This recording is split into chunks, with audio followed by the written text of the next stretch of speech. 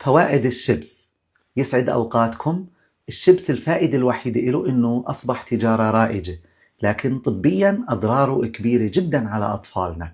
ليش؟ لأنه الشيبس عبارة عن بطاطا مقلية.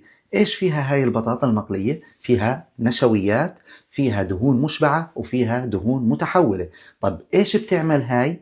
الأضرار اللي بتعملها قبل ما نحكي في هذول بدنا نعرف إنه النشويات لما إحنا بنعرضها لدرجة حرارة في القلي تتكون مادة اسمها الأكريلاميد، وهي مادة عبارة عن مركب كيميائي سام ومسلطن. فهاي المادة اليوم كل الدراسات أثبتت إنها بتعمل ومؤشر لتحفيز السرطان في جسم الإنسان. فإذا الموضوع خطير. إيش كمان ضرر الأكريلاميد على الجسم؟ أيضا يؤثر على الجهاز العصبي. عشان هيك اليوم بنلاحظ أطفالنا زادت للأسف نسبة الأورام. أطفالنا صار عندنا مشكلة المزاج، الأطفال مزاجهم صار فيه مشكلة.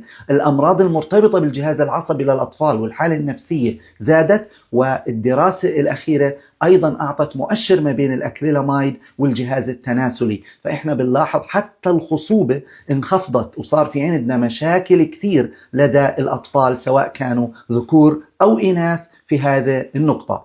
بالإضافة للأضرار اللي ناتجة عن النشويات، الدهون المشبعة والدهون المتحولة. اليوم الدهون المشبعة نعم مصدرها طبيعي، لكن الدهون المشبعة بتزيد الكوليسترول الضار LDL، تمام، بتقلل الكوليسترول الجيد. والدهون المتحولة وهي دهون صناعية هي أصعب، لأنها بترفع LDL الكوليسترول السيء، وبتساهم بالسمنة، بتساهم بأمراض الشرايين، بتساهم في مقاومة الإنسولين. فبدنا ننتبه من هاي النقاط. طيب إيش البديل؟ البديل نرجع زي زمان، نعطي أطفالنا ساندويشة الزعتر، نعطي أطفالنا حبة فاكهة. فالشيبس اليوم خطر، وأنا هون بنصح تمام كل حدا يهتم بالشيبس، لأنه شفتوا مخاطره على الجهاز العصبي، على الجهاز التناسلي، وأيضا كمادة مسرطنة. تحياتي لكم ويوم سعيد.